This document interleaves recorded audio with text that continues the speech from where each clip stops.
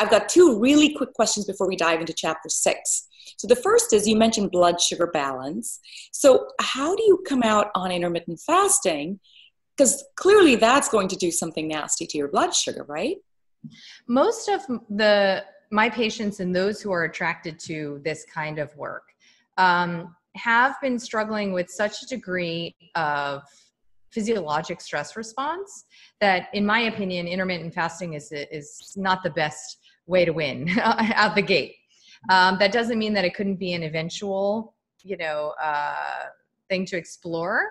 But the folks that I'm working with, because they're often what are called parasympathetic dominance, which is a rubric that I learned from my mentor, Dr. Nicholas Gonzalez, they have already very strong pancreatic innervation. So they have that high and low, that hangry, that relationship to their blood sugar that's very fragile to begin with.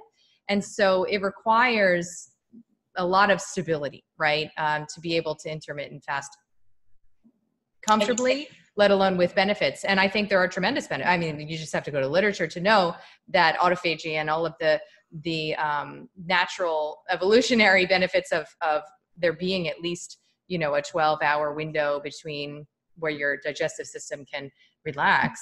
It's difficult to argue with, but I think that's an aspirational goal for the folks who are attracted to this work typically. And I was delighted to hear you say that. And I mean, you recommend typically 2.5 hours, eat something, because I feel like we're in this mode where we all propose one fad, and we propose it as if it's perfect for everybody, right? Keto, it's perfect for everybody should do keto, or everyone should do intermittent fasting. And I have personally realized, or everyone should be a vegan. It's not true. Yeah. We are unique, and within a month we vary, right? Every month it's different. So we're heading into fall, our body's needs are going to change.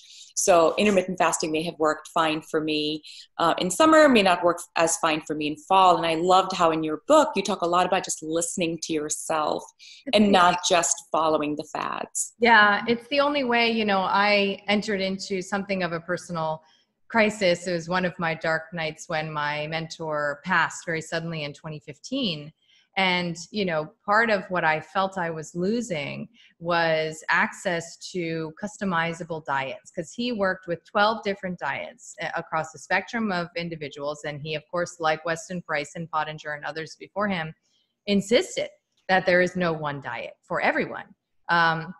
But then how do you figure out which one is for who, right? And so I understood over the process of my healing that what I am here to offer is simply the mindset framing of a 1-month template. And this 1-month template is restrictive enough of many of the factors that are tugging and pulling on your, perceptual tools, such that you can get very clear after this month, and you can begin to open up that channel to your own preferences and your own intuition. Because we understand now, I think many of us, that the good news and the bad news, as I say, is that you are in control. You're the only one who knows. There is no expert.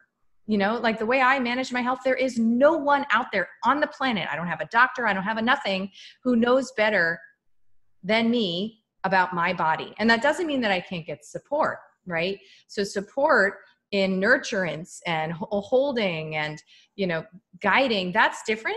But to assume that anybody knows better what you need is problematic, because especially in the realm of nutrition, there's a reason there's no consensus. And the reason is because you're meant to figure this out for yourself. But what a daunting task that is if you don't have the clarity to perceive your own native preferences beyond wine and donuts and bagels.